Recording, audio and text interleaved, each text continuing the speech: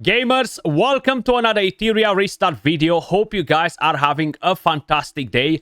Guys, it seems like we have a new developers episode where they're kind of like walking us through what sort of plans they have for the game. Even though they haven't addressed a lot of important things, I still have hope that they will address it in whatever is going to come out tomorrow. From what I understood, they will have a different video talking with a few content creators about their plans, their issues in the game and stuff like that. So I'm definitely looking forward to see what are they going to talk about in tomorrow's video. But leaving all that on the side, we have some good news as well, and that is a 2x event. We're going to continue to have the 2x events. They've actually mentioned that in the video. We're going to have 2 new units, guys, and funny enough, it's not one of the ones that was leaked last week, if I remember it correctly, or was it this week actually, because it's only Sunday, right? We're gonna have 2 non-LD units, one of them absolutely freaking OP, but we're gonna get to it in a second. We have a new promo code that you can enter, get some summons and some other goodies. Let's actually have a quick look at the Hyper Talk. Hey there, I'm Marcus, joining you once again to explore the latest news from Etheria Restart with Chris. Hey guys, it's me, Chris, again, here for the 3rd episode of Hyper Talk. Can you believe it's already been a month since Etheria launched? Marcus, want to share some of the incredible milestones we've hit? Absolutely. We've officially crossed 1.5 million downloads worldwide. Our Discord 1.5 million downloads in the first month. I don't think it's that insane. It might be, but to me, it doesn't seem that insane. Now, assuming that they are not on the actual Asian market, it might be pretty good. I was expecting, honestly, to have a bit more than 1.5 million downloads. I can't really remember what they had for the pre-registration, if they had milestones and stuff. Maybe they did not. But either way, it's still a pretty good achievement, right? community has grown over 100,000 members who share strategies and stories daily. And the YouTube content from both players and creators has been amazing. We want to thank you for the incredible support. But honestly, these achievements are all because of you guys. Etheria shines because of your support. Speaking of It does, so you better remember that, and you better be freaking adjusting the in-game economy because it's absolutely trash at the moment. appreciation, we've got some in-game goodies for you guys. Use the code Etheria30D for some in-game rewards. Yeah, so that's the promo code, guys. Etheria30D, capital letters. Input it, get some goodies. All right, let's jump into today's questions. First up, how often will Blessings Galore events last? Will there be daily attempt limits? So we launched one of these events about 2 weeks ago, and we loved seeing everyone's enthusiasm. Your feedback has been invaluable to us. Going forward, we'll announce these events 5 days in advance on our official platforms and in-game notifications. And the good news is that there's no attempt limit. So make sure to look out for these notifications and manage your stability wisely until then. I'm not sure what they mean, there's no attempt limit. Either way, they are mentioning these events, so it's not like they're only planning to do one in the future and never again. So at least it's good to see that they are planning to do 2x events on a regular basis, right? I'm not sure exactly what they have in mind, but either way, I do think that is the best event in the game. I do not want to farm the XP dungeon without a 2x event. It feels like the biggest waste of stamina. That being said, they definitely need to adjust that dungeon a bit as well and actually up the XP that you are earning from the investigation dungeon, even if it's not a 2x, because it really feels awful to farm that without a 2x. Then talking about the prowess materials, the GP outpost is more or less the same cup of tea. It definitely needs a bit of a readjustment, or if they're not planning to readjust the drop rates, at least if they're making these events on a regularly basis, is good, because you can focus on farming some prowess materials, some investigation, and you can farm, of course, some gear after. Now, personally, I'll be honest, I did not really intend it to do it, but I ended up in saving all of my stamina refills since the last 2x. Maybe I've used a couple of them, but nothing too crazy. It's not necessarily because I was planning to save them all and wait for the next 2x event. It just happened that I've been pretty busy, and just refilling with gems was enough for me to kind of like keep my day busy, you know, and farm what I needed to farm. So I'm in a pretty good position now with 30 of them saved, and I will continue to save them till the next 2x event. One thing that I do want to mention that I'm not a big fan of is basically the way they modify the events and the rewards that you can actually purchase from the shops. So if we're going to go over to the Concerto shop right here, before, this stability that you were able to purchase was coming in the form of refills, right? Now it comes in the form of stability that will be added directly on top of your current stability. So it's something that you cannot save up anymore. So I'm not a big fan that they've changed that, but hey, I guess they can be worse things than that, right? So if we're gonna head back over to see what else they have to say. Next question. Are there description errors with the Revelation Halloween shells? And is it normal that they let Freya deal explosive damage? We did have some incorrect buff descriptions that have been fixed in recent updates, but as for Freya's design, this is in line with the game. You need to max her attack and crit, and then pair her with Revelation to pull it off. Sure, it looks pretty powerful, but there are matrices in the game that can work with counter strategy. So it's not a surprise, it's not the very first support unit you see to do crazy damage, right? So basically that's what Freya does. You buff her with the third skill. If you have the Revelation Shell on her, then you move on to the second skill and you deal crazy damage, right? Now the Revelation Shell is very powerful in PvE because the enemies do not have crazy HP. So if you stack a lot of attack on any of your characters, regardless if it's Messiah, Rosa, Yeli, Freya, they will be doing tons and tons of damage versus the enemies because it will be a percentage of their own attack. And if you have that increased attack up and running as well, you're going to absolutely demolish the enemies. So the Revelation Shell actually works as intended. I don't think there's a bug there or anything like that. The only difference is that when you're going in PvE, you have enemies with like insane amount of HP. That's just not enough to basically knock them down. So that's why it feels more powerful in PvP. Love to see players work together to come up with these strategies. Everyone's also curious about balance updates. Will you establish regular schedule updates for these? And since D-Ting is incredibly strong right now, is he going to get... D-Ring is not incredibly strong right now. D-Ring is strong, is in a good place. I don't get it. Like, they are a few characters that deal good damage. D-Ring being one of them. There are tons of SSRs that do better damage overall, depending by what boss you're attacking, I guess, right? So D-Ring is in a good place. If they're nerfing D-Ring, I'll be like, middle finger directly. Like, that's crazy, right? You do need to have some good SRs in the game. What's gonna be next? Nerf Obol and Fangus because they do good dot damage, and Shadow Sanya can't keep up with them or anything like that, even though she can, right? You have tons of SSRs that out damage D-Ring, right? It's not like D-Ring is the most busted character in the game that just one-shots bosses, because he doesn't. You need to have very good gear. You need to fully invest in his entire skill set in order to pull that off. Not to mention that you do need to have a Lily in there to reset him so he can use the third skill once again. You need to have the debuffs. You need to have everything to make it work as it is. It's not like D-Ring. You just put him in any team and he just absolutely shits on bosses, because that's now what happens. So D-Ring is not absolutely insane. nerfed? Balance is crucial for our game, so we don't make these changes lightly. Previously, we've only fixed bugs so far that impacted the game progression. Our plan is to handle balance in between RTA seasons, so as for D-Ting, I can guarantee he'll stay powerful the entire season. He's not gonna... So, D-Ring for Arena is not even strong, man. Like, people are using D-Ring because they've built D-Ring for PvE and they don't have like 20 different damage dealers to pick from. I'm in the same situation, right? I have Messiah, D-Ring, Rosa.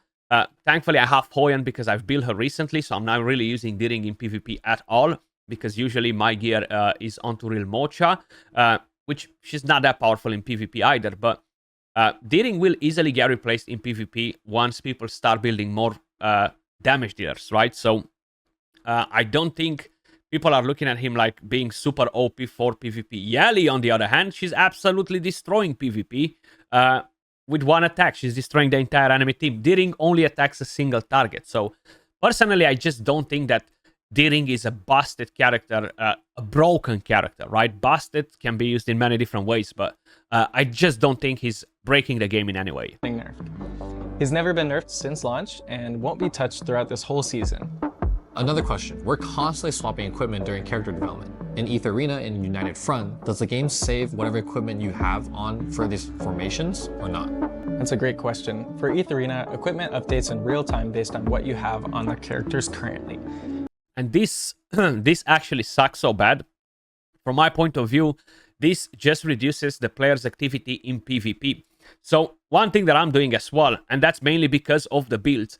For some dungeons, I need to have my characters built maybe slower, or I need to have different shells. I'm not maximizing speed. I'm not making sure I'm putting immunity on them, etc. While for PvP, I need to constantly change builds. Today, for example, I've been doing PvP. I haven't touched real-time arena the entire week, and that's mainly because I had to change builds. So I've done it today through the Fearless weekend arena, right? That is only active Saturday, Sunday. I've done my 2,000 points from there for the real-time arena shop. The regular arena, yeah, I'm doing 4 or 5 fights a day. Sometimes I'm purchasing more tickets. But again, it's frustrating to have to change builds. There is a game called Dragonair Silent Gods that has a very, very good system in there. Basically, if you go to PvP, you're going to have the option to rebuild your characters as you want with the gear that you have available, but those builds will stay saved only for PvP. In PvE, it will actually not move anything. That's exactly what this game actually needs. It's not like we are lacking gear and shells and stuff at the moment. The problem is constantly moving gear around. If I'm using Lily in the Terror Maton, I need to change her build. If I'm using her in Aurora, I need to change her build. If I'm using, God knows, Ling Lu in a different content, I need to change her build. So it's all about changing builds based on the strategies that you're using. So for PvP, that is one of the main issues. Now, if we would have the option to just go to Arena, for example, and have a completely different system in there. You have your characters, you have all of the gear and shells that you have available, and you build the characters as you want. They stay saved in there as they are. You back out of Arena, and then you go back to your normal life. Your characters are built for PvE as you had them built before, so you don't have to constantly move gear. They would increase their PvP activity probably by at least 50%. And I'm not even talking rubbish here. I'm just telling you from experience and other games and from what I'm feeling personally as well. I'm a massive PvP fan, but these things are literally pushing me back from not really playing PvP in this game at the moment, right? Let me know what you guys think in the comments down below as well.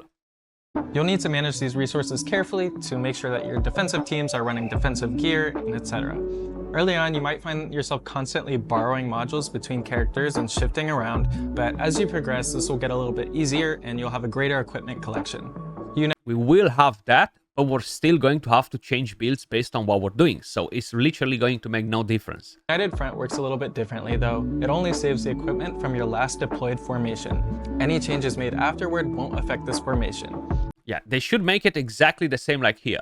So it's not as good as the system in Dragonair, but at least you made your builds, you come in here, you set them in, and that's it. Because when you go back to PvP and you're going to have to attack, it will basically take the builds that you currently have on. So it won't really impact you as much. But at least for your defense, it would be good to save it as it is. That would be a pretty important thing as well, right? Because at the moment, you're moving gear around, your defense is always getting screwed. If you need to update your equipment during the layout period, make sure to re-enter your formation and confirm the layout before the phase ends.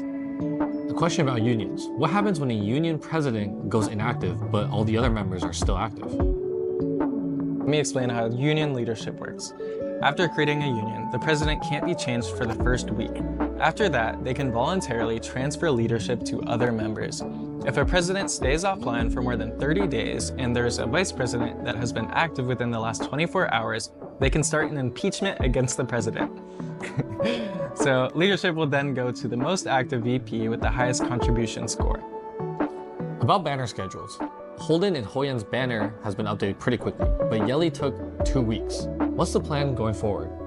So in Etheria's early days, we didn't have as much Animus for diverse strategies. So in this phase, we kept banners coming a little bit more frequently.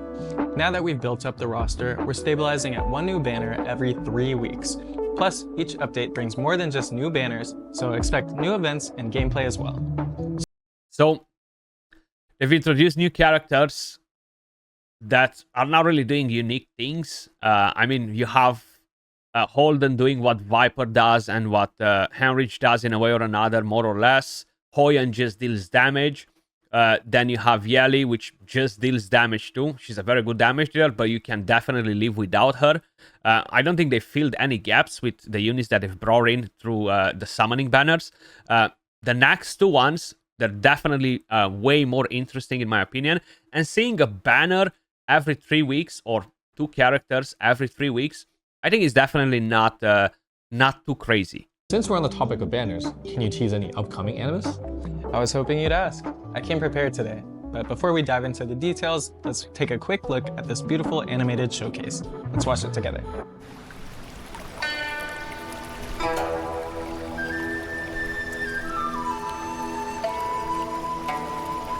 She looks pretty cool. 本当に良い趣味をお持ちですこと。深海タワーに行かずこんなところで関東だなんて。もう深海グループはルパートの手中に落ちたわ。あなた、今の自分の境遇を分かってる？ええ、ご心配には及びません。私にも考えがあります。She's going to be like a support unit. あなた方だけでですかEven though she kicks their butt here. カマキリ蝉を伺い傍若後にあり存分に策を練りなさいルパート。私の運命は私が決める。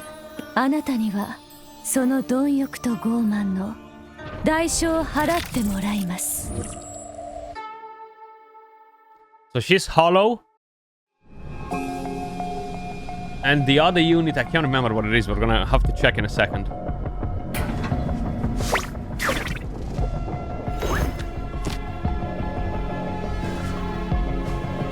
やっとおいでになられたのですね、裁判官先生。Chief Justice. Wow, who's this elegant fighter? Even her combat style is so graceful and composed. Meet Fucho, one of Doki Entertainment's executive vice presidents. She's a tactical hub focused on turn meter manipulation. Let's check out her skill showcase together. 万物には価値があります。その価値こそが I'm gonna scroll actually to the 立 skills ち位 guide. 置を決めるのです。いただきます。 Skill 1. So, balance demands both charity and reward. She deals 240% damage to a single enemy and increases 2 randoms allied turn meter by 10%. Blockade each time an enemy ends their turn if whatever the heck her name is, Fugio, I can't really pronounce it, does not have Moonlight Veil, increases her turn meter by 8%. If she already has Moonlight Veil, reduces her turn meter by 8%. Now, the Moonlight Veil, all allies trigger Moonlight Veil at the end of their turn and after being attacked, increases their turn meter by 12% and heals them by 8% of max HP and triggers only once per turn. So that's actually pretty interesting. If we're gonna move on to the next skill, let's see what do we have right there. It's all about healing, turn meter manipulation, but she seems pretty damn good. So the second skill, the mirror hangs high, reflecting past and present gains and losses. Fugio deals 3 hits of damage equal to 10% of her max HP, which is actually pretty interesting, to a single enemy. Each hit triggers Moonlight Veil 1 time for the ally with the lowest HP percentage. So it will gain turn meter, it will gain as well healing, which is really, really good. And the third skill should be... Let's see. Okay, did we move too far? Far ahead, or we still have it somewhere here? I think they haven't showed the third skill. Fucho's max HP, then applies Serenity to herself or all allies, a shield for there we go. I moved past it. As water flows, the moon cycles through its phase, applies a 2-turn shield equal to 24% of her max HP on all allies, and applies the Moonlight Veil to herself and an increased speed to all allies. So shield, healing, turn meter, increased speed. She actually seems pretty damn good. Now, personally, I really wish we would get another unit that brings in immunity on a 2-turn, for 2 turns, or something like that. Maybe it will happen at some point in the future. Her being hollow, I do think it definitely fills a bit of a gap. We do have Sanya in there that heals, cleanses, etc. But this is a pretty interesting kit. Now, moving on to the next unit. This is the OP one, in my opinion. I think it's going to be very, very strong. And I will definitely try to get the dude first, right? So we have not Fabian. Fabian is the boss. Wait. What's his freaking name? Nahor. Apologies if I'm butchering the names. So, with A1, the judgment is but the duty to be fulfilled. Deals damage and applies a defense down to an enemy. Now, he seems like a Kraken on steroids, guys, okay? Literally a Kraken on steroids, mixed up with God knows what other unit that strips buffs, okay? This skill is really, really good as well for the defense down. The second skill, the Dispel one, is actually really powerful. So, seems like we moved a bit too much. Let's go a little bit backwards. There we go. No disorder in the court, deals damage to a single enemy with a chance to dispel all buffs from them and inflicts a block buffs for 2 turns. All buffs, guys. He takes everything down, not 1 or 2 buffs, everything from that enemy. That's really, really powerful. Now, it's not necessarily super OP for PvP because, hey, you're attacking one enemy, still really good. But for some bosses, for example, in PvE or just content in general, really, really strong skill. And the third one, which is even crazier in my opinion, let's go a little bit backwards. Should be where? Somewhere here. My God. I just saw it before and now I can't see it anymore. The whole idea is that he brings PvE freeze or during and extended AoE defense PvP down. matches. Neyar can become a decisive tactical advantage for your team. Wow, these 2 new In content, whether facing powerful bosses in PvE or during extended PvP matches. Neyar can become a decisive tactical advantage for your team. Wow, these 2 AoE defense down and AoE freeze with the third skill with very good chances to land the debuffs. I missed the cooldown on it. It seems like no matter how I'm scrolling in here, I'm just not freaking seeing it, which is pretty annoying. They must have just put it on the screen briefly, you know? Probably if you guys watched the video, you saw it. I can't remember the cooldown, and it seems like, okay, 4-turn cooldown by the looks of it. Really, really strong. So, a Kraken on steroids, guys. Really powerful. Brand new PvE mode called Dreamscape. In this game mode, hyperlinkers can use dream keys to challenge mazes. So we're gonna have a new game mode called Dreamwave. Basically, you can challenge bosses. It seems pretty interesting. Not sure about the actual rewards, but let's actually watch the whole part, you know. Through guild vs guild with United Front, boss challenges such as Cage Rumble, and various event modes. Today, I'm excited to introduce a brand new PvE mode called Dreamscape. In this game mode, hyperlinkers can use dream keys to challenge mazes scattered throughout the Dreamscape. These mazes contain portals leading to different areas, which each will have unique gameplay waiting to be discovered. You'll need to explore carefully and make strategic decisions as you go. In the mazes, you'll also encounter a massive boss known as the Dreamweaver. It has 3 different elemental forms, and you can switch between them daily for a different type of challenge. The more damage you deal, the better your rewards. Finally, Chris, any updates on the official Etheria esports events? Right, so that's pretty much it, guys. New game mode coming as well. I'm not sure if it's in the next update or in the near future. They haven't really went into detail. As I've mentioned, they haven't addressed any of the in-game economy issues whatsoever. Now, they are meant to release a different video tomorrow where they're discussing more about in-game issues and stuff like that. Really not sure what we can expect from it. I'm looking forward to watch that video. Hopefully, they will bring some good news. Let me know your thoughts in the comments down below. As usual, appreciate all of you guys watching. If you enjoyed the content, smash a like, subscribe to the channel, and I will catch you all in the next one. Peace.